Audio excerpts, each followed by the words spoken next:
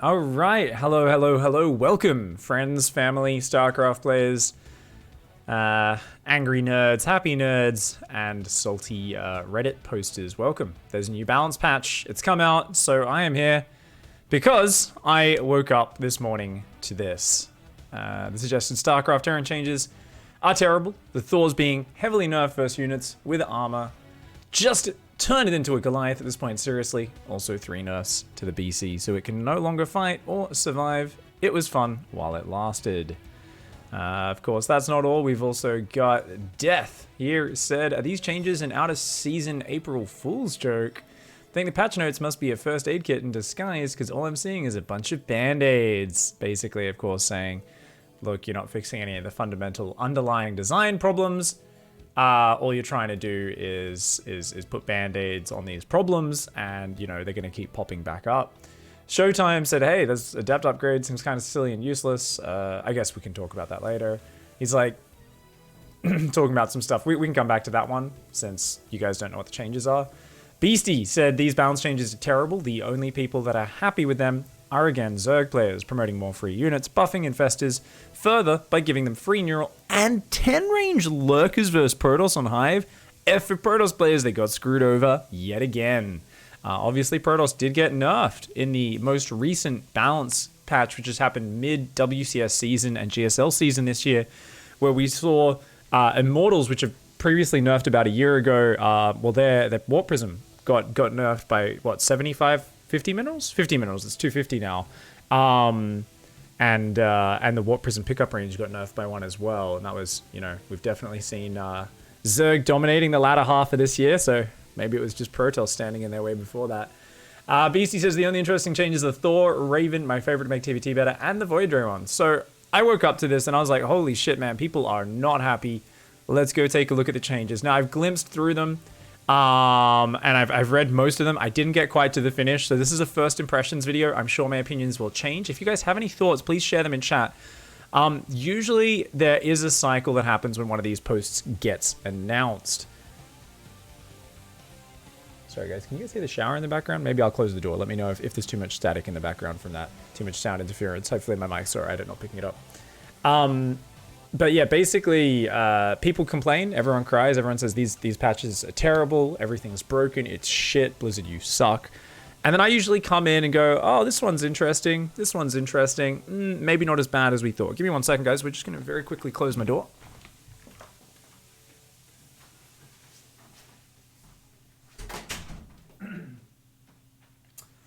It's like echoing really badly right into my room. Sorry about that, guys. So, okay, cool. So yeah, basically, I mean, what we're looking at here is, let's just go through. They've said, look, this is new upgrade patch. Lots of new upgrades designed to gate the full power of certain units and improve late game usage for others. And that's a big theme you guys are going to see in this. About 26 new upgrades for every single race. And that's like really funny. Just because a lot of people on Reddit I've already seen have been posting and they've been like, oh, cool. We're going to do a 3 Twilight Council build now because there's 5 upgrades on the Twilight Council, which I'm not kidding. There are now 5 upgrades on the Twilight Council. Strategically reducing the range of key units and abilities to encourage greater interaction in the late game. So, I think that's very pointed. Some of you would have seen my recent video from just a few days ago, where I found out that the Broodlords could actually attack from 13 range if you target fired a unit with them. So if you targeted an individual unit rather than attack moving, Broodlords could siege from that far away. We also found out something they haven't addressed in this video, in this patch, is the Liberator Shredder missile. You know, I had that video talking about the splash damage there. You guys should definitely be tweeting that at Blizzard and be like, yo, I'll link it to them right after this video as well, just to make sure they've seen that. Because basically we went over in that video, the Shredder missile, it's not affecting splash damage, which should still be affected by negative armor. So anyways, bear in mind, Before we start, please bear in mind this update contains many experimental changes that we'd like to try and test. We'll do our best at highlighting which ones we're especially wary of. So you're going to notice a lot of this language. I'm not going to read the rest of these comments, guys, because they're basically all Blizzard being like, remember guys, it's not set in stone. You know, I feel a lot of the time Blizzard's like it's kind of like a battered partner in a relationship who's got like a really ragey, domestic violence-y partner, and they're like, oh, I cooked you dinner, but I could cook you something else if it's not what you want. Every time these patches come out, Blizzard's got so much like, we can change it still, guys. Just testing. It's just, because they know the community is just like sitting back and forth. We're all screeching, we're all angry, and sometimes with good reason. But let's be real, we get pretty angry, especially since I'm pretty sure they're forced to actually read the Battle.net forums, which is basically, it's like, I don't even know what metaphor we could have for describing how terrible the Battle.net forums are, but it's just people like, nah, I lost the first level of the campaign on easy setting. Fuck you guys, make Marines stronger. Like, it's just, it's like the insane people of the world all congregate on the official forums, and basically anytime they lose a game, they like to go there and make a new thread arguing why, the game is designed wrong and it's not their fault. Anyway, guys, let's go through the actual changes. I've been dilly-dallying for a long time. Okay, Hellion Hellbat. Infernal Pre-Igniter research cost decreased from 150 to 100. Basically, they want to make Blue Flame a bit more accessible. Hasn't been used as much. You need a tech lab on a factory. Sure. I actually, when I'm playing mech, I get Blue Flame so late because I feel like there's just other things that are more important to get than it usually. Unless my opponent stays on Ling Bane for a really long time, they get roaches. The Blue Flame doesn't do that much unless I can actually get in the worker line, in which case I might as well just have a few more unupgraded Hellions. Does the same thing as having Blue Flame. Takes a long time to get value out of. I like it. Cool. You make it a bit more accessible. Now here's a big one. This is the one we started off with that tweet from Nathanius. High impact payload damage decreased. So they're making Thor damage less per shot. So 40 plus 15 versus massive to 25 plus 10 versus massive. So it's going from 55 against Broodlords to 35. So that is a little bit more than half. High impact payload weapon cooldown decreased from 1.7 to 0.9. 0.9, so it's not quite being sped up by 50%, right? Like that's a little over half. Basically, we can say it's very similar overall damage output. I don't know the exact maths on it. There's going to be a lot of estimation. I believe it is slightly higher damage per second overall. That's what chat's saying as well. So it shoots about twice as fast and does a little bit more than half the damage. TLO did the math before. The DPS is highest as Unmaterial. That's what I thought as well, guys. Apparently Ravi's done some maths. Everyone's been doing maths on stream all day, all morning. Here's the problem. Because I tweeted this at Nathanius. We saw this Nathanius tweet and I was like, dude, what are you talking about? And then I was like, okay, let's not start a fight. I was like, I'm actually really curious what his thoughts are, because I know Nate isn't just speaking out of his ass, right? I said, look, how did Thors get nerfed? I saw they made them attack twice as fast, but roughly half the damage. That makes them more microable, because a big problem with Thors at the moment, if you guys have ever tried to like stutter step Thors in range of Broodlords, or to move and shoot, it doesn't work. All you can do is queue up shift clicks and take your hands off them. Because anytime you try and move and shoot, they're like, and then anytime you give them any command anywhere in that friggin' goddamn gigantic window, it just resets their attack animation and you lose 2 seconds of attacking. You're like, no! So doing this, you're going to be able to like stutter step through the Broodlords, especially if you have like Hellbats there to clear the Broodlings. So the Broodlings aren't blocking. If you have Hellions, Blue Flame Hellions or Hellbats there, which is awesome, right? Especially because we're going to get to it. They've gotten rid of the Broodlord target fire. So Broodlords will actually have to attack from their actual range of one less than the Thor. So they will always take a lot more Thor shots now in future, guys. As long as your Thors aren't like in a line where the Broodlords are attacking from the side and it's like 12 Broodlords hitting one Thor and only 1 or 2 Thors get to shoot back. So it's only in really clever positional, kind of terrain abusive positions where the Broodlords will be able to abuse the Thors now.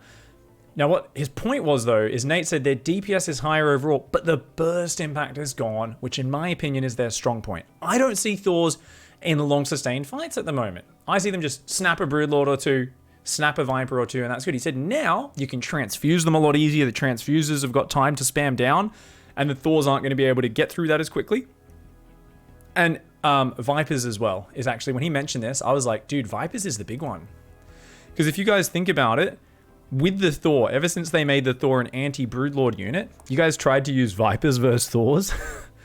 If you go in with your Vipers in front of your army, like, you can't abduct Thors anymore, unless they're distracted by something else. But anytime your Vipers go in range, they just die. So there are times where you can come in with your Vipers and land a couple Blinding Clouds if the Thors are all already using their attacks up on the Broodlords. But your Vipers disappear, and they never survive a fight anymore.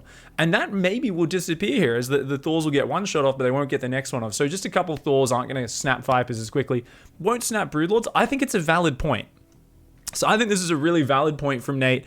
I think we need to test it and see how it goes. I still think, though, because the Thors will actually be able to move and shoot a little bit better, you'll actually be able to do a little bit more stutter stepping towards Broodlords. And having the overall increased damage, and most importantly, it's with the Broodlord nerf, I think it'll be fine. If we could get the mods in chat to edit the patch commands to have the updated patch and remove the old video link, we'll have this video up in about half an hour, and we can link that as well. Helix has already done it. Yeah, ! Patch. There you go. There's an old YouTube link there. You just got to clear that though, Helix, since that was from the old one. Thank you, mate.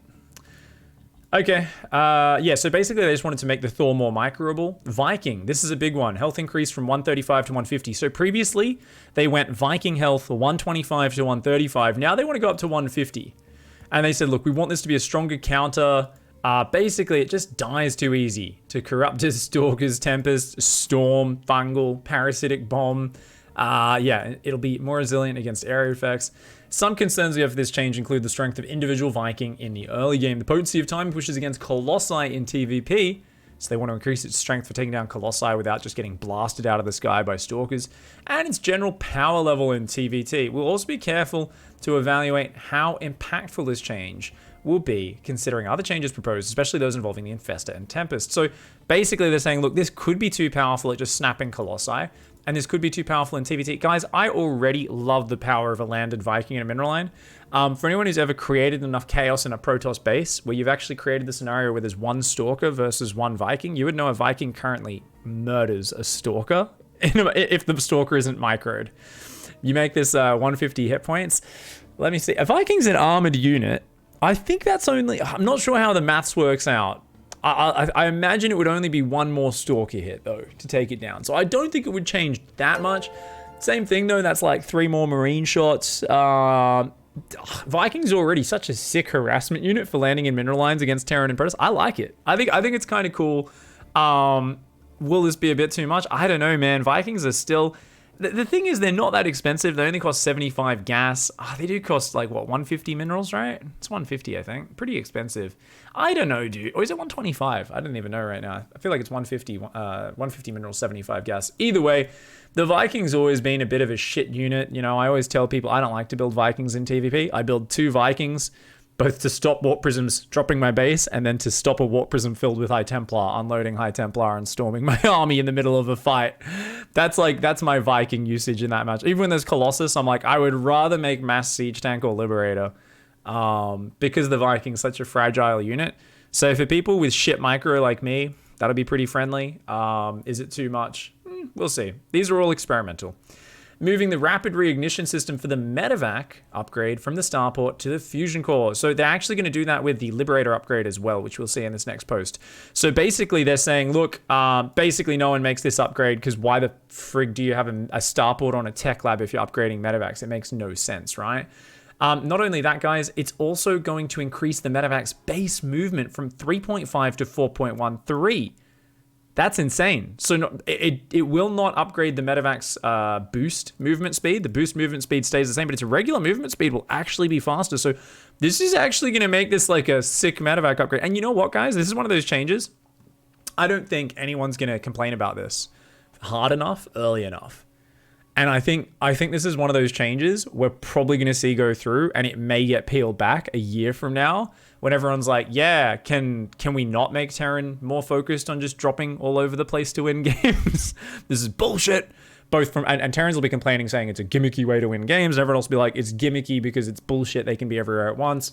But it'll take a year. It'll take a year before that one gets repealed. So that's my little prediction for this patch so far. Advanced ballistics on the Liberator moved from the fusion core. Now this is beautiful. When I saw that, I was like, dude, I can go double reactor starport and build 4 libs or 2 libs, 2 medevacs at a time, and get the upgrade on the fusion core. Dude, this makes my TVP so much better. It makes Liberator so much better in TVP, but it comes with a problem. Advanced ballistic upgrade now increases the range of Liberators in Defenders mode by 3, down from 4. What that means, guys, is normally Liberators have like 9 range when they're sieged up. That's going down to 8. So the upgrade's more accessible, but the Liberators don't reach quite as far. Couple changes. That makes them less effective in TVT, so Thors are going to have an even easier time. Thors are already a decent way of kind of, if you have 1 or 2 Thors out, you can pick off those Liberators when they're trying to siege up your tanks, and that your opponent has to push into you very slowly, inching forward with Liberators and tanks. Your Thors are going to be even better at that now. Obviously, this means just 1 less range, not quite as powerful, sieging up on a Protoss or whatever. I still feel like the more important thing is the number of Liberators. I still think it's pretty incredible. So I would rather have, for instance, probably 9 Liberators with 8 range than 6 Liberators with the extra range, like every time. That being said, it makes an impact. I don't know what this is going to feel like in game. I'm very curious to see. I think what's important here is you're not going to be able to abuse spots behind the minerals. You guys know against Zerg, you would see people rush Liberators, siege up the mineral lines from where they couldn't really be hit, or only one queen could hit them at a time. That's actually, in the current map pool, doesn't work on almost any map. In the new map pools, people are purposely making it so you can't do that.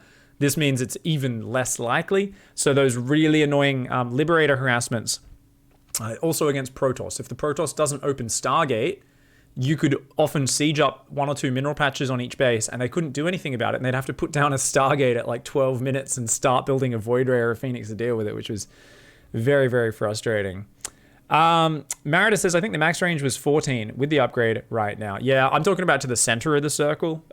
To the end of the circle, it's gigantic. It's pretty massive. I don't know what the exact number is, but it's definitely bigger than what I was saying there. But because it's the range from the Liberator to the center of the circle, and then obviously it's got a gigantic splash, so it's good stuff. Next one is Raven, guys. Interference matrix energy has been increased from 50 to 75. Thank the Lord. That means you can only cuck 2 siege tanks. At the moment, in TVT, if you have a full energy Raven, you can use cuck matrix. Yes, I know, I have my own word for this one. 4 times. 4 siege tanks. Do you know what it's like when you've got 4 tanks and you're like, cool, I can't die, and then you don't look at your army, and a Raven comes in and goes, you're a cuck, you're a cuck, you're a cuck. Oh, hey, you, Bob the siege tank? Bob's like, what? You're also a cuck. And then they just come in and kill your 4 siege tanks. Now it's only going to happen to 2 siege tanks. So I honestly like the ability to reduce some of the cuck labeling, assuming the cuckening ship of the Raven. That being said, it does go from 8 seconds to 11 seconds, which is a pretty damn long duration.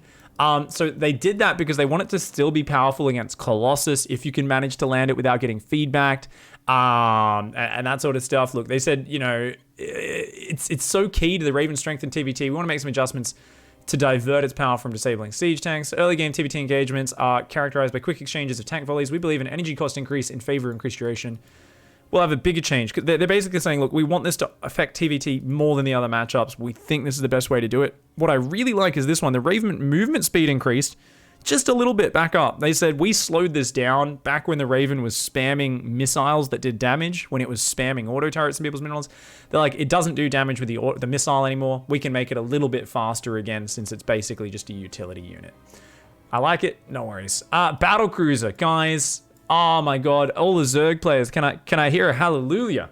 Can I hear a praise? Have you all been going RNG bless? Yes, you have. Because tactical jump now stuns and puts the Battlecruiser into a 1-second vulnerability phase before it teleports. That's right, before.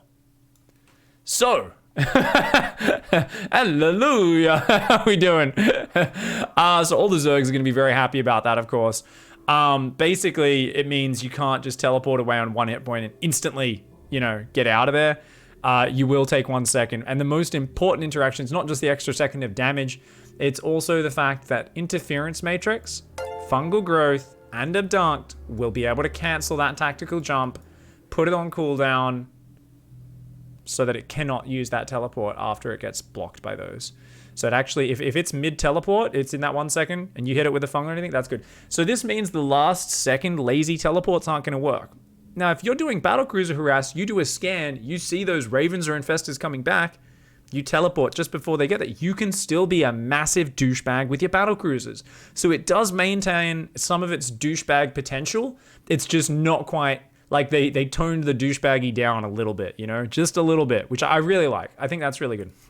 Now, they've also increased the cooldown on the tactical jump, 71 to 86 seconds. Doesn't sound like that much. That's pretty big, actually, 15 seconds. So they've also delaying the cooldown, which is pretty damn big.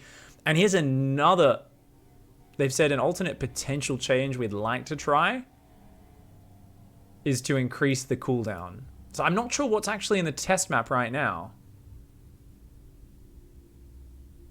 And then they've also done this. So I don't know if they've put all of these in. They haven't, because the test map's live. So I don't know which one of these they've put into the test map right now. Apparently both are in at the moment, but they're not going to keep both. So they'll probably they'll get rid of one of them. Fair enough. Yamato Cannon will no longer cancel itself if a target enters a transport or becomes cloaked and burrowed.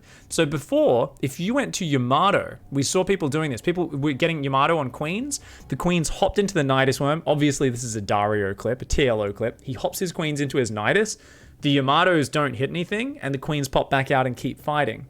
But what would happen there is the Yamato wouldn't cancel. The Battlecruiser would just cancel the spell, and it would go back to fighting, and its Yamato would be fresh and ready to use. A lot of people got really angry about this. They said, like, this is fucking bullshit, man. You'd have, like, a Protoss army of Tempests, and the Battlecruisers would blink on it and Yamato, but the Protoss would recall. So the Yamatos would all start, maybe one or two would fire, and then the army would recall out, but it wouldn't use up the recall. It would use up the recall, but it wouldn't use up the Yamato on all the Battlecruisers that didn't fire. And Protoss players were like, that's fucking bullshit, man. So fair enough. I think that's a good change there. I really like the 1 second vulnerability phase. I think BCs will still be good with that. I think they'll still be good. There are some changes in this patch which I think are just no. And we'll get to those, guys. We'll get to the just no changes. This is actually a buff. Their duration reduced by 1 second on the mule, specifically to stop it from expiring while holding minerals from certain patches. Now, little tip, guys, you should... Oh, mules always now attempt to spawn on the side of the minerals closest to a town hall. I didn't see that either. That's awesome. That's really cool. So it automatically... when you drop a mule, we'll try to spawn on the side of your base. Sometimes they go behind, and then you miss out on 25 minerals a trip just because of that randomness. That's a really good quality of life change. So that's actually really cool. For those who don't know, you should always be dropping mules on your mineral patches that have double the minerals. Every base has half the mineral patches, have double the minerals to the other patches. If you guys aren't muling those as a Terran player, you're totally ruining yourself because you're mining out half of your patches super fast. It's a town hall! What? People in chat are laughing about town hall. You guys are so dumb.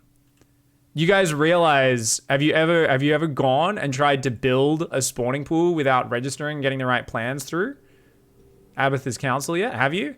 No. He makes you go. You have to hold a community meeting in the hive, and you've got to like talk to all old Zerg. There's always like a fucking ultralisk, and they're like, I don't want it. You're gonna ruin my creep spread. No, I don't want you fucking young types around here. You know, it's a town hall. Yeah, you've got to get your permits. You have to get your permits, man. Anyways, Zerg changes, guys, and this is where we're gonna get to the no part. So, first of all, Infestor. So remember, guys, the Infestor has been massively nerfed. I saw a few people tweeting and posting on Reddit. I can't believe they're making, massively buffed. They've made the infested Terran 10 times better. Can you guys believe this? Look at that, guys. They've made it cost more energy, which clearly is a buff. I think this is the one which a lot of people's brains have been getting confused on. 25 to 50, that number got bigger, therefore it's good. No, that's the number that it costs. In case you guys were already expecting to be angry at these changes, and take a deep breath, read that again. The infested Terran costs twice as much energy, okay? Deep breaths. Infested Terran health increased from 50 to 75. That's a buff. The egg, 70 to 75. That's a buff. Gauss rifle, double the damage. That's a buff. Infested rockets damage increased from 14 to 24. That's a buff. Infested rockets now gain +2 per ranged weapon. Upgrade, up from +1. Infested rockets attack period decreased. These are all buffs. But when you remember this factor up here, they cost twice as much. And this is where I'm not going to do the maths on all that. Thankfully, we have StarCraft nerds on Reddit. I should have had this thread open beforehand. It's on my phone right now, but I want to show you guys. So let's go to the balance thread. Someone did the maths. I'm gonna trust a random Reddit poster's maths. So remember, guys, if you want to try and influence my next video on, so thank you, Matt Go Pack here. If you want to influence my next video by putting fake news maths in a Reddit thread, as long as you get 22 upvotes, I will feature it in my video and just assume it's correct. Fingers crossed this guy's not making shit up, because I did not fact check this at all. Hopefully you guys know how to do maths. So he said, look, basically, here's a comparison, same energy amount. Say you do 80 infested Terrans on the current patch, that would be 40 infested Terrans on the new patch. So on the current patch, you'd get 4,000 total HP across those. Now it'd be 3,000. So you'd have 25% less HP effectively. The egg HP is minus 46%, despite the egg HP being more per egg when you calculate the number per energy, right? If we look at the DPS versus ground, it is completely unchanged because you have half as many eggs, but each one does double the damage. Just keep in mind, when you see an infested Terran now, that is literally like a Hydralisk and a Marine jammed together. It does a frickload of damage, but they can't spawn nearly as many of them. Just be wary. If you see one of those in your mineral line, it's actually quite scary now.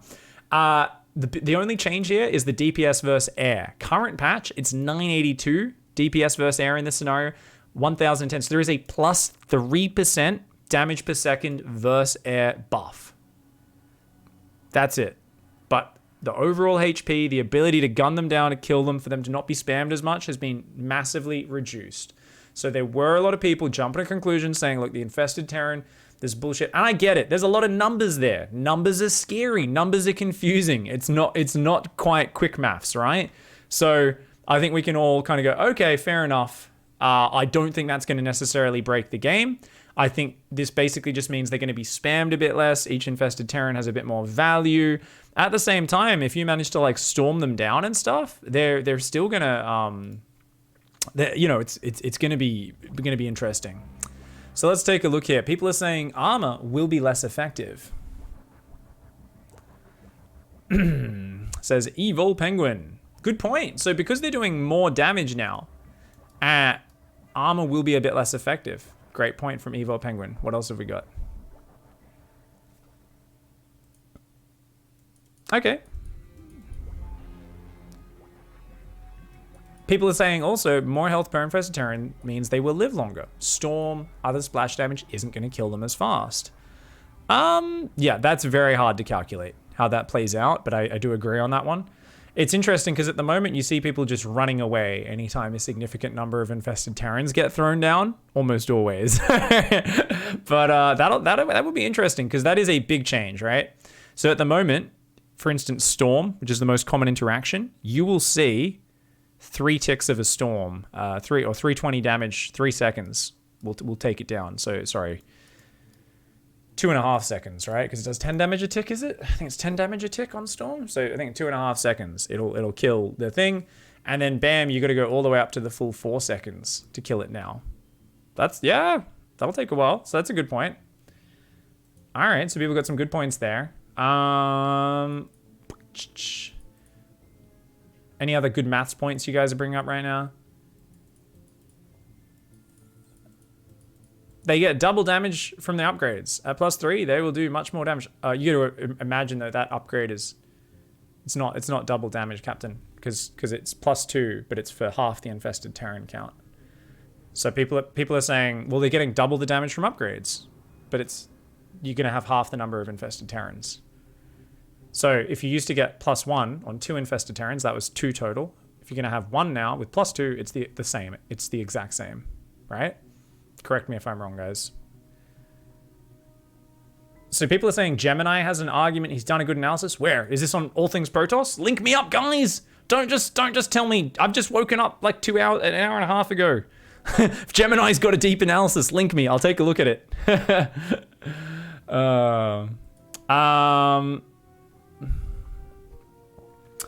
S.A. Hilly says, one new 3/3 infested Terran does 2.11 times the damage of 2 3/3 old infested Terrans.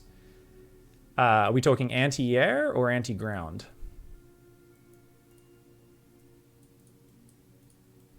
We're talking anti-air. We have to be, because it would be exactly identical on the ground.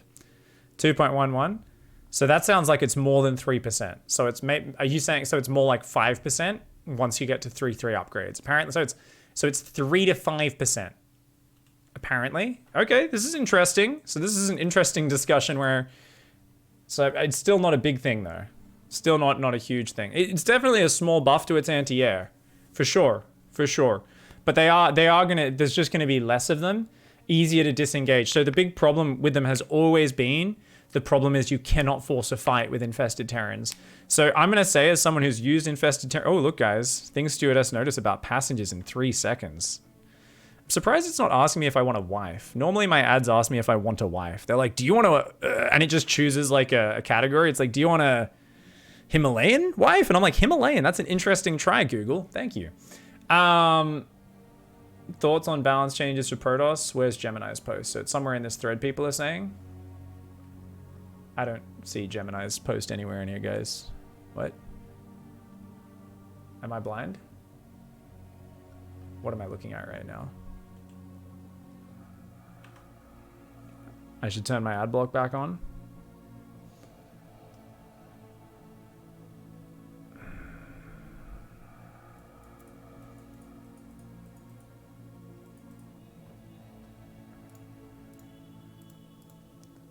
Sorry guys, chat's giving me some shitty links. There we go, we got a good one. Here we go. Huge overall buff. Damage, health, and attack period buff. Maybe my brain can't comprehend how this math is supposed to work. I feel like, what? The splitting of energy between abilities to go. So Gemini basically didn't make a point at all. He literally just said, hey, this seems confusing and I haven't done the maths yet. That's what you guys are linking me? Okay, so that's, yeah.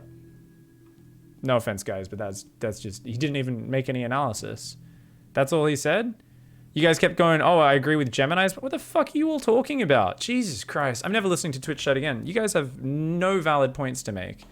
Okay, anyways, there's always people on YouTube who are like, why didn't you talk about this? And I'm like, for this video, I'm gonna actually answer questions from chat a little bit more and try to listen to your points so we can have a deeper discussion.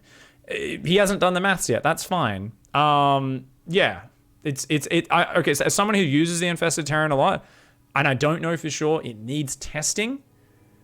And I need to figure it out. But what I normally see is you throw 50 Infested Terrans, but if you can't like actually abduct some units or neural some units and bring them to your army, it doesn't do shit.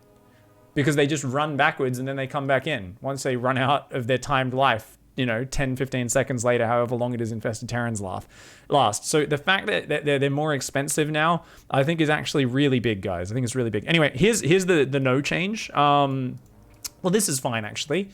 Neural Parasite range decreased from 9 to 8. Shut up, phone.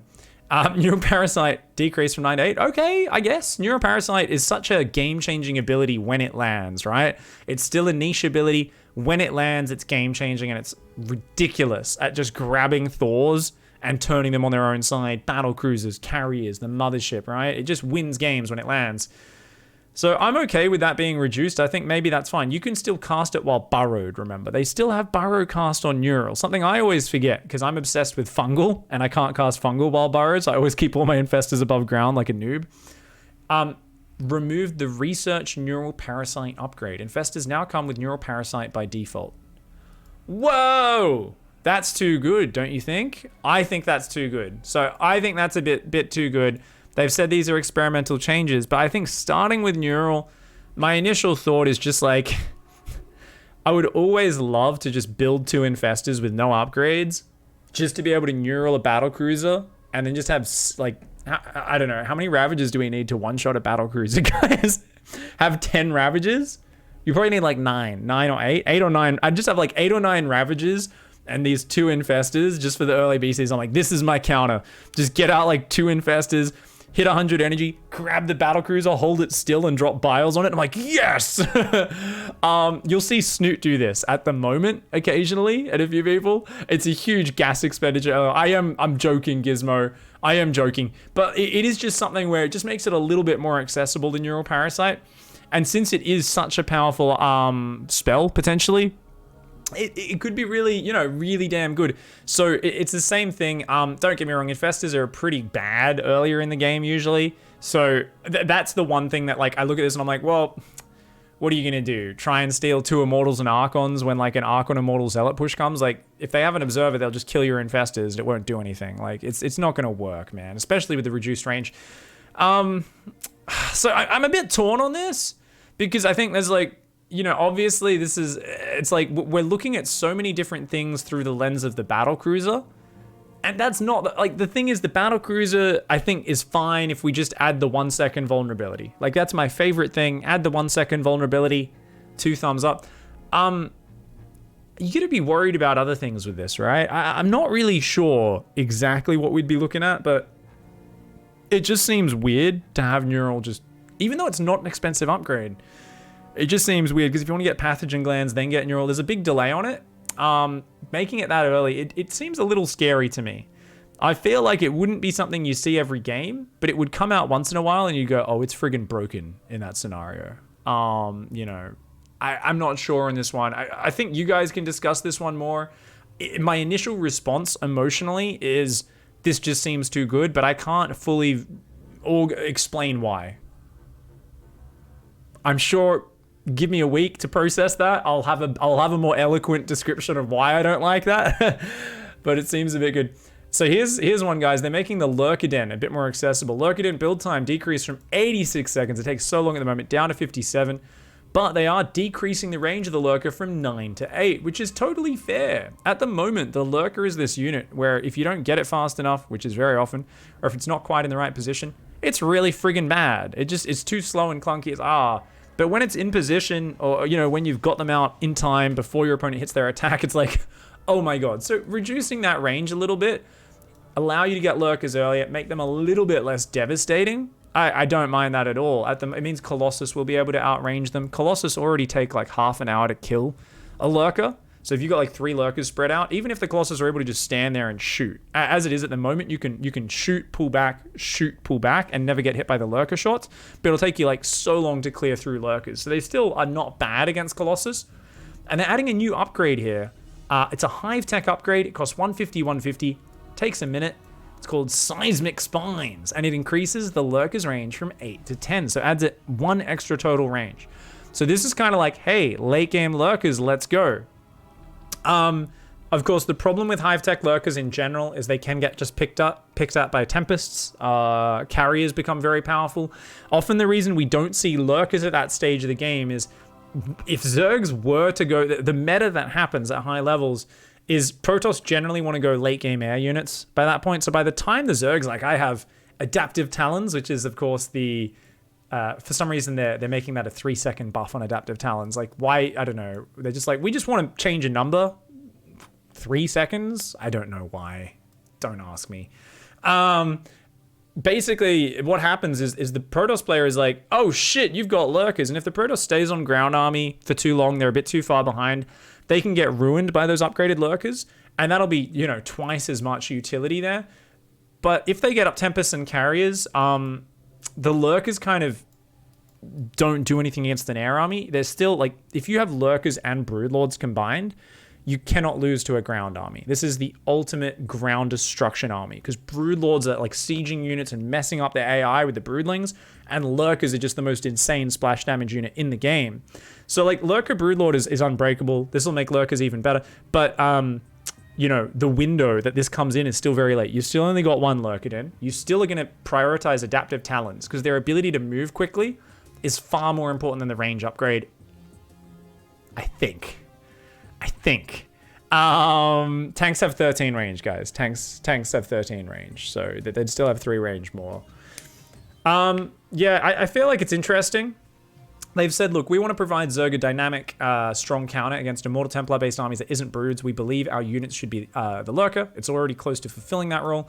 Our first try will attempt to do so in two ways. First, we'd like to smooth out the transition to Lurkers, at the same time lowering their initial strength to smooth out their power curve as a concern for Lurker-based timings. We'd also like to add a late-game upgrade geared towards fighting Immortal Templar-based Protoss ground armies. Finally, increasing the research duration of Adaptive Talons brings it more in line with other upgrades in the... Oh, wait, they increased it. I thought it was buffing it. Sorry, they went 54 to 57 seconds. So they want to just have more 57-second upgrades. Remember, guys, you know, the word from on high on Blizzard is we need all our upgrades to be the same random number. Why not? Here's the big change that is needed so goddamn desperately. Broodling leash range decreased from 12 to 9. Without getting too deep in the weeds, the Broodling's current 12 leash range allows the Broodlord to attack from 13 range with an attack click order. By reducing leash range to 9, the Broodlord will always be limited to 10 range regardless of command. That attack click, this is the wrong terminology, Blizzard. That sounds a lot to a newbie like an attack move. Can't we call it a specific focus fired or target? You know, we normally call that target fire. A target fired order, an attack, you know, targeting an individual with an attack targeting an individual unit. Just to be clear, that's what it was. They're removing that. This means you can still move Broodlords in and out of range. So, for instance, if your Broodlords were fighting the old 10 range Thor, you would still only have to enter their range for a fraction of a second. If you clump all your Broodlords, you might only get shot by 1 or 2 Thors. Fire, pull back. Go back in, fire, pull back. So you can still shoot with 16 Broodlords and only get hit by a couple Thor shots. But it's unlike that Cyril vs. Hero Marine series where he was taking 0 Thor shots. And he was just like, kill a Broodlord, pull back. Kill a Broodlord, pull back. Lol, lol, lol, lol, lol. And we were like, dude, don't the Thors have one more range than Broodlords? Like, how is he never getting hit? We're like, this is weird. And then obviously we found out if you target fire. So this is one of the favorite ones. Reddit nicknamed this the Nydus Network lube upgrade. So there is a new upgrade found in the evolution chamber, the secreted coating. I like to call it the KY jelly of Zerg. So this is just too good. It's exactly what it is, guys. Shout out to whichever Reddit poster it was that posted that. Stole that from you, buddy. That was amazing. You gave me a good giggle this morning. Basically, they're slowing the rate that you can load units into and out of the Nydus. So they're making it half the speed to get in and to get out of the Nydus. And you're going to need to get this evolution chamber upgrade. It's going to be a Hive Tech Nydus upgrade. So it's only late game Nyduses. It'll cost you 100, take you a minute. So the days of Nyduses just unloading at a prodigious rate and going for the money shot inside your opponent's main base, that's going to be gone for now. And what I really liked more than anything, and I've been telling them, and I've been on Blizzard's case since they changed the Nydus, and I was like, you need to make it so the Nydus can't queue up. I was like, the one thing that will stop the Nydus being so ridiculous, it's the APM tax that it puts on the defender. Because the defender has to worry and scout about all these locations, and if one gets up, it's crazy. Whilst the attacker could queue up multiple Nydus Worms. And what would happen is even if one got killed, the next one would just start going as soon as you had vision. And you could just queue up multiple Nydus Worms. So you could, in one quick burst of APM, queue up 4 consecutive Nydus Worms, and your opponent would have to shut them all down. They've now said, we're not just gonna, I suggested to Blizzard, I was like, guys, put a 1 second cooldown. So you can't, so it's when the Nydus finishes popping, they have to wait 1 second, and then they can add another Nydus Worm. So they have to look back at it every time. They have to place it every time live. All it does is it forces the attacker to actually look at where they're putting the Nydus Worm when they do it, the same way the defender has to deal with it, right? They've gone and taken that to the extreme, and they've said 1 second, no, we're going to make it a 14-second cooldown. I'm like, whoa! They're just like, we're going to not just cut you down to size. We're going to take both hands off Nydus. 14 seconds is a pretty long time. Actually, is that from when the Nydus starts? Oh, it's 14 from when you cast it. Good point, chat. Good point. Thank you. All right. So that means it actually can be queued up before it finishes. Because it takes 17 seconds for a Nydus to pop, right? I told you guys, I didn't get through all these changes. We're getting to the point where I haven't read past here. Currently, Nydus Network is able to queue them up. If a Nydus is destroyed during construction, its corresponding Nydus work can then immediately build a new worm at another location on the map. This has led to situations where players defending against an early Nydus all-in would be hastily ping-ponged between bases. It also created strange instances where it was actually optimal to kill a building Nydus Worm at the very last second in order to delay the subsequent Nydus Worm. They're like, yeah, we don't... Like, it used to be, oh, I don't have units where the other Nydus Worms were going to go, so I actually don't want to kill this until just before it pops. Because otherwise, if I kill it now, the other one's going to start, and I'm not going to get there in time. Which was silly, right? So we'd like to add a cooldown on the Summon Nydus Worm ability equal to the build time of the Nydus Worm. If your worm finishes construction, there'll be virtually no difference in network uptime, but if worms kill in the middle of construction, this network will be on cooldown equal to the remaining build time of the destroyed worm. Another result of this change is that players will no longer be able to queue worms back to back, meaning the onus of attention will shift more in favor of the defender. So yeah, basically, even if it's not killed, guys, Nydus does take 14. I don't know why I thought it was 17. Okay, so it's the exact same time. So you need to, when your Nydus pops, go and place another one.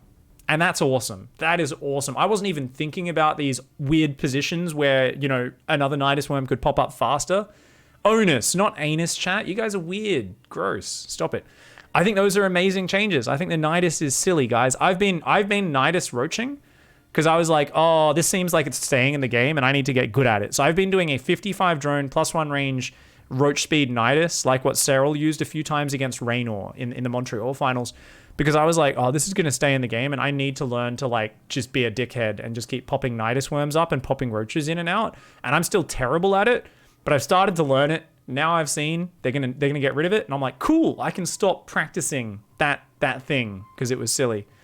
What is an onus? It's good to see some Americans are in chat. If we could get all of the people with English as a second language, sweet, you know, especially like I love the Scandic ones because like, my English is so bad. I don't know why they sound German, but they do. You guys all have way better English than all the Aussies, Brits, and Americans in here. So if you guys could give some English lessons, please, and explain what onus means, that would be great. Thank you very much.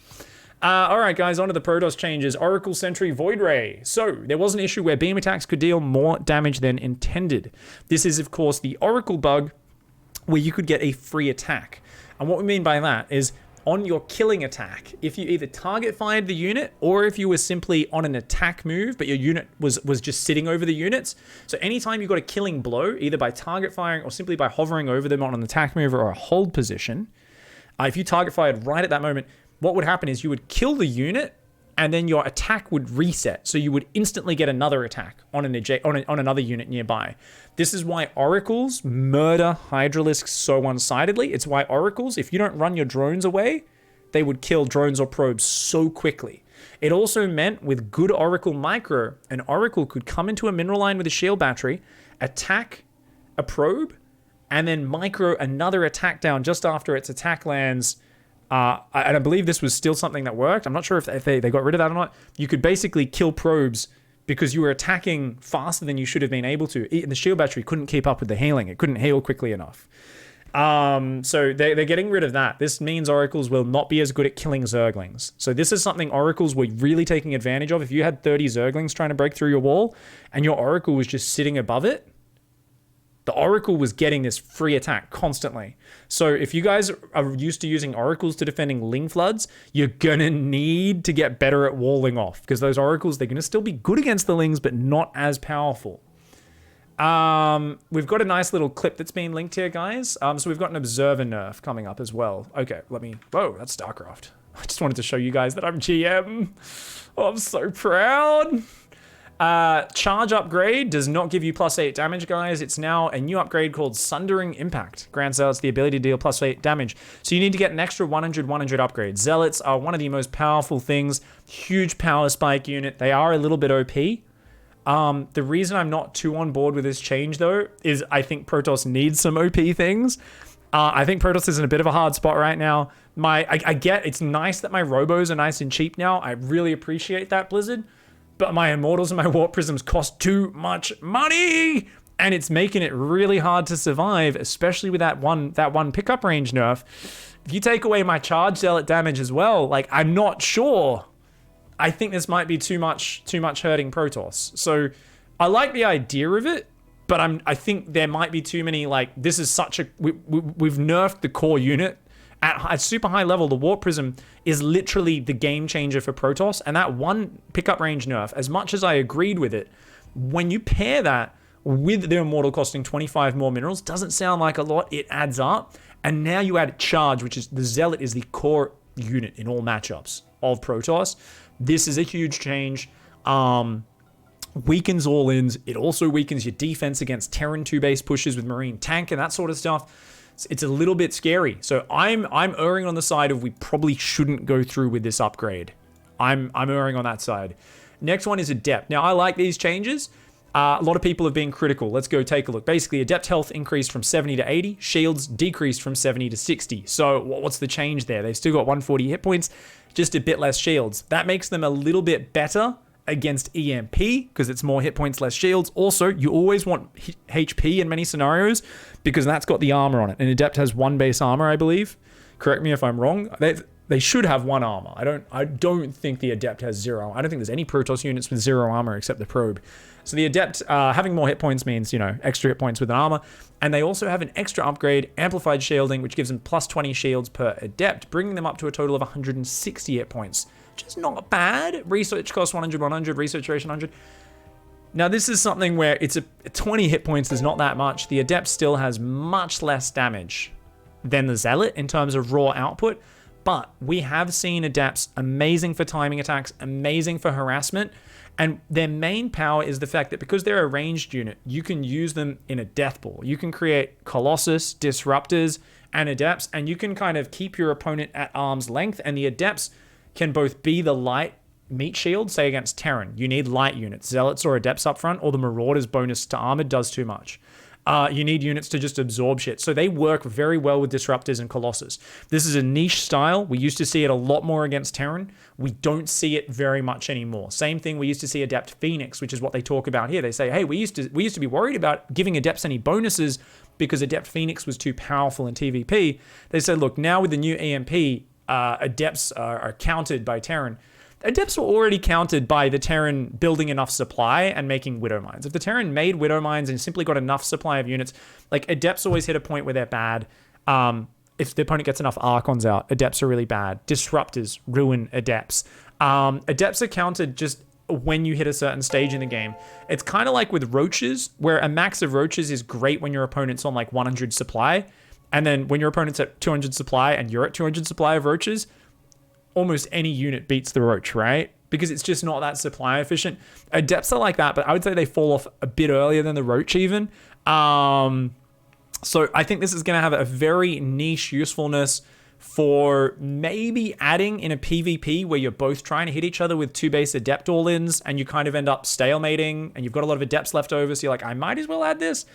And also for Disruptor-focused Adept Stalker styles in PvT, it'll have some usefulness there. But that's such a niche style already. 20 shield upgrade. I think this is so small and minor. And Showtime agrees with me. So let's... What was he saying? Adept upgrade seems kind of useless and silly. By the time you have the upgrade, Terran would already have EMP. Versus Zerg, you would still never make them as part of your army composition. They just get ruined by Banelings and everything. They're not very effective against Zerg at all. Remy says, look, PvP, you'd still get one-shotted by Disruptors, demolished by Archons with +2 or 3. It's going to be crazy. It's not going to be that effective. So fair enough, not a big one. Observer movement speed has been decreased from 3.01 to 2.63. And the Gravitic Boosters upgrade only upgrades by 1.31. So the Observer's a bit slower and the upgrade doesn't make it quite as fast. We have a clip here from Beastie Cutie doing some analysis on this. Let's take a look.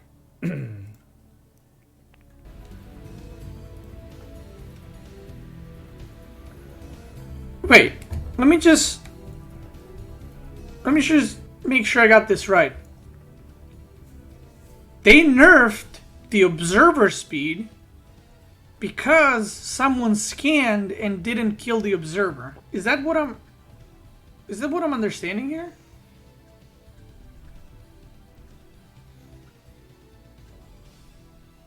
Oh, he mad. But isn't that the case? Like, read it, right? We feel frustration caused by barely not catching observers did not make up for the benefits. So someone literally scanned The observer ran away, and this is why we have this change.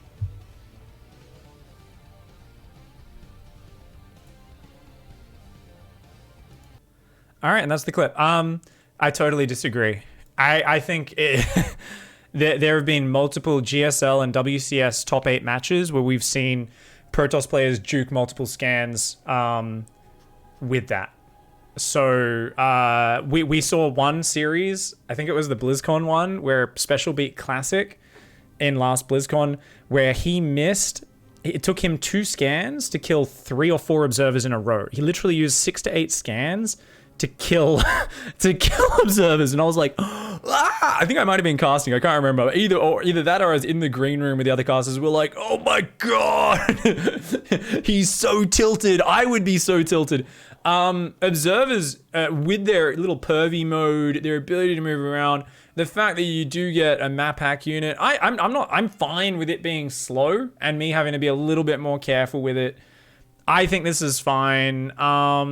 This has happened so many times, guys, recently, where since they made the Observer faster, the Observer used to always be like this. We didn't see observers constantly getting away from scans until they boosted the Observer speed and gave it the pervert mode. So I don't know, man. I'm fine with that change. I just think it's very hard to find observers. Terran doesn't have a lot of detection.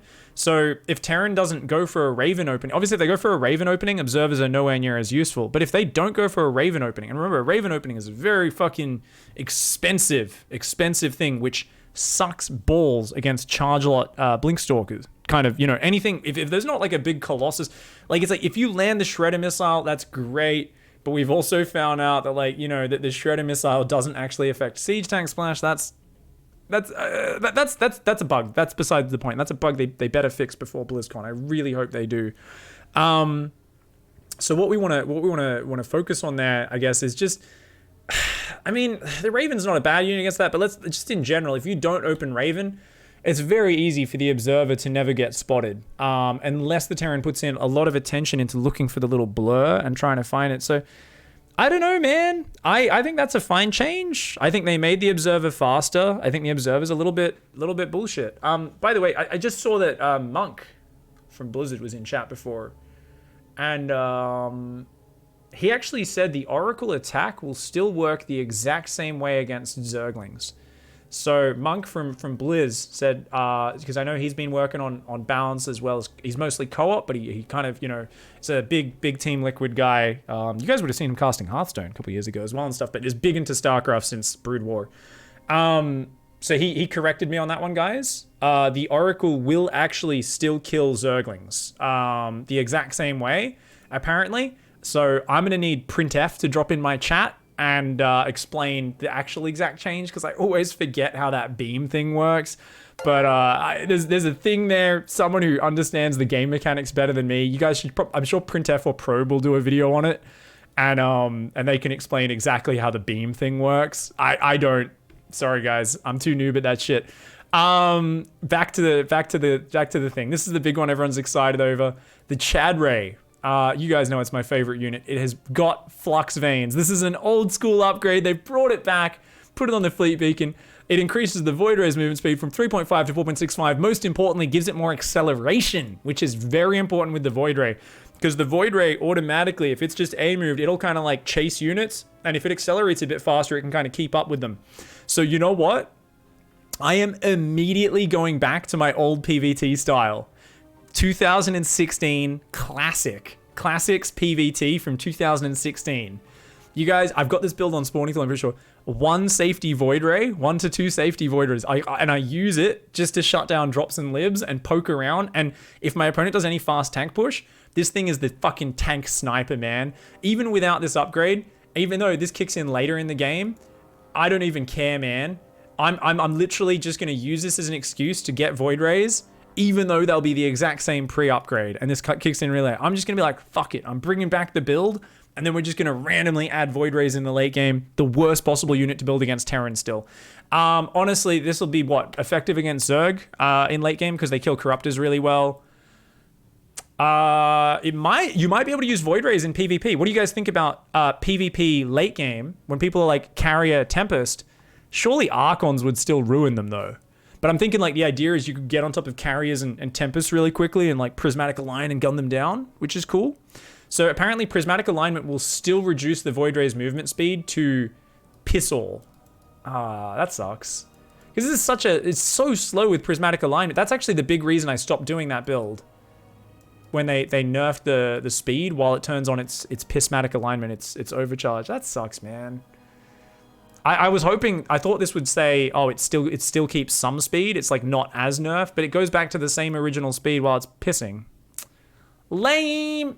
So basically, what is the impact of this on competitive top tier StarCraft? This means on the 4v4 ladder, you guys now have a bonus upgrade for your mass Void Ray in 4v4 and Bronze League 1v1. I don't know. No impact, right? What else are you going to use? Like, it's a Fleet Beacon upgrade. It's too late in the game. I think. I don't think there's any. I would love people to. Arnak says, well, clearly people are just going to get 5 Void Rays. Fly in, snipe the command center, fly away. I mean, come on, man. He's like, they have the speed of a Corruptor now. They're just going to. It's going to be Void Ray run-bys, man. I hope Haas finds a way to do this, man. What do you think about the Infestor? I don't like it, says Federic. We already went over that. I think it's all fine, except for the neural coming free. I don't like the neural coming free. I couldn't very eloquently explain it. I just didn't like it. I don't know why. All right, next up, guys, the Tempest. Kinetic Overload anti-air range decreased from 15 to 14. So they're reducing the Tempest anti-air range by 1. They're like, nah, look, the Liberators are going to have 1 less siege range. We'll reduce the Tempest range by 1. I feel like 14 is pretty low. For like picking off carriers? Will I even bother with Tempest? I might just go straight carriers in PvP. I already miss... What, didn't it used to be 17 range? Or 18 on the Tempest versus air units? I feel like it used to be like 17 or 18 and steadily like they're like, we're going to make it shoot from less and less. I'm like, screw it, man. I'm just going to build carriers, dude. Like, the Tempest used to shoot, like, 2 screens, guys. Like, that thing used to be the best. Like, it was slow, it was expensive as hell, it was vulnerable, but it could shoot from 2 screens away, and it made it all worthwhile. It's a lot more maneuverable now, but the thing I don't like about that is it means I need to micro it. So they keep turning the Tempest into a skill-based unit, and that just doesn't roll with my idea of playing StarCraft. You know, I have a very clear way of playing StarCraft. This is why I wasn't a good Warcraft 3 player, and it's why you guys are going to laugh at me when I'm playing Warcraft 3 or Forge. I like to set up my units and then, like, maybe attack move everything and maybe shift-click one thing or cast one spell. I like to, like, take my hands off the mouse and keyboard and watch the fight and have everything set up ahead of time and be like, cool, I just need to do this one thing. Having a stutter step Tempests... Like, you guys have seen me against Terran. I build, like, 2 Tempests just to try to piss them off, and I lose them every fight because I don't fucking stutter step them properly, and I'm just focusing on landing storms and disruptor shots. I can't land storms and disruptor shots and micro my Tempests. The Tempests are just there to annoy the Terran, so he hopefully runs into my other things that I'm focusing on. They are giving you some more health, so maybe I can keep them alive a little bit better. 50 more health, 25 less shields. That, of course, means less shields for healing when you're doing that dirty shield battery push, which is good. It will make it more resilient against EMP as well, which is a good point. They said, look, we believe EMP is too effective against this ship. Yeah, actually, that's actually a really good point. You'll see people with like 8 Tempests picking off and a Cloak Ghost runs in from the side, EMPs them, and the Vikings kill like 6 Tempests in 2 seconds, and you're like, whoa! So I actually like that change. I think that's a really clever change I hadn't figured. This one up here still worries me, even though it's only 1 range. I'm like, it's already, I miss the old Tempest, and it's difficult. It's still an expensive unit. I don't know, man. I'm really torn on that one there, guys. I'm very torn. All right, down here, Mothership. Time Warp now affects air units, addition to ground units and buildings. Oh, shit! The Mothership's gonna wreck Corruptor Broodlord now, guys. Now, remember, it doesn't change attack speed, just movement speed. So, wait, that is correct, right? No, it does change attack speed. It does change attack speed. 50% attack speed and movement speed slow. And it lasts like 14, 12 seconds, something like that. Yeah, it changes attack speed. That's cool, man. That's going to fuck up Broodlord Corruptor. You're going to have to just disengage when you see that Time Warp go down. And remember, Time Warp is a big bubble, but it goes and it doesn't pop straight away. So the player has a chance to pull out of it. It's basically you need to stay away from this. And you can do 2 of them with the full energy of the Mothership, right? So obviously you can go one. I don't think you can is there a cooldown? I'm not sure if you can throw 2 down in one fight because it costs 100 energy. But either way, that's cool that you could actually affect a late game fight with this spell a lot more. I like it, guys. That's pretty sexy. Just a cool little change. Not going to see it very often. Apparently you can throw 2 if you're at max energy. That'll be awesome, man. I like it. We believe Time Warp's current power level is not suitable for such an imposing and awe-inspiring unit, so we decided to give Neural Parasite to free for the Infestors, just to make sure even if you rush your Mothership, there will be a 7-minute Infestor waiting to steal it and turn it into a Zerg unit. Okay, thank you. I appreciate that, Blizzard. I appreciate the information there. Thank you, guys. Just kidding, of course. I like it. Make the Mothership a bit stronger. Give it some of its power back. You guys know it's only a matter of time till it gets like auto turret, right? It's gonna be like a Protoss, like a magic cannon. It drops on the ground for 50 energy. No, you guys know what they should do. You guys know it should drop an overcharged pylon for 50 energy. You know how you can like call down a pylon in the campaign? It calls down a pylon, but it has pylon overcharge it just for like the first 18 seconds. How sick would that be? Yeah, that would be the best, man. I miss my overcharged pylons, you know? Because, like, I used to be a 6K Protoss player in 2016. It was like maybe 7 months into playing Protoss. I was a solid 6K 5.9 player, guys. And, I mean, I think it's just because I happen to put a lot of practice into developing the skill to defend with one floaty Mothership core and then using a spell on my depots to defend all attacks. And I don't know why Blizzard nerfed that. I did notice I dropped a lot of MMR afterwards, though, so I'm not sure if there's a correlation there or what happened. It definitely made my life a lot harder as a Protoss player, that's for sure. Thankfully, we have shield battery cheeses now, though, so that makes up for it, right? Guys, thank you very much for the support. They've said, look, once again, this is our first pass of changes for our post-BlizzCon update coming in late November. As with previous design changes, previous design updates, these changes are balanced towards being more noticeable. Expect new changes to be added or some being removed as we progress through the testing period. Starting on Tuesday, you'll be able to hop into the testing matchmaking queue and try out the changes. Be sure to let us know what you think. Good luck and have fun. Now, I've been told it's actually live right now, guys. I've been told. They said come Tuesday. So I think it's just because they wrote this up and then they had to send it through the Blizzard PR machine, I imagine. They're like, come Tuesday. It's Thursday when this gets posted, right? Like, what? Anyways, guys, thank you very much for watching. Got any thoughts, post them out. As I said, this is a first impressions video. So let's take a look. I'm going to go test this out. If you guys have any, you were wrong. I'm sure I was wrong on a lot of things. I'm sure I misinterpreted a few things. This time we did a lot more back and forth with Twitch chat, looking at what everyone else said. Overall, guys, I think the Neural Parasite's a bit too much. I think the other infested Terran changes are a good nerf. They have a very small anti-air damage increase.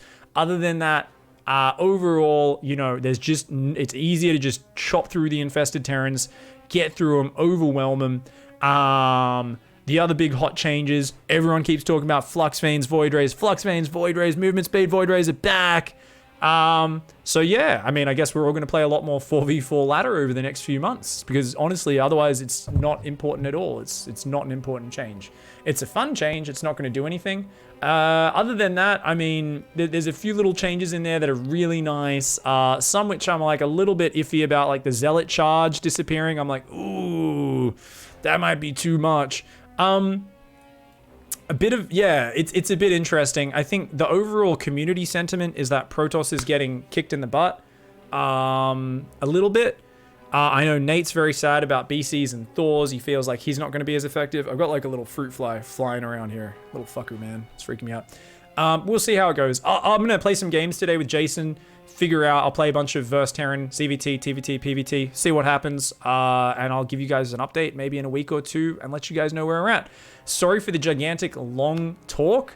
I wanted to try something new, doing back and forth with chat. I think it was interesting for me. I learned a lot more as you guys linked me things and talked about things. We'll see how we go. Thanks for watching, guys. Don't forget, if you do want to go above and beyond and you enjoy the content, please do consider supporting the Patreon. Info is down in the YouTube description below. Don't forget to like, subscribe, and all the rest. We'll be back with more content in just a little while. Thanks for watching, guys. Have a good day.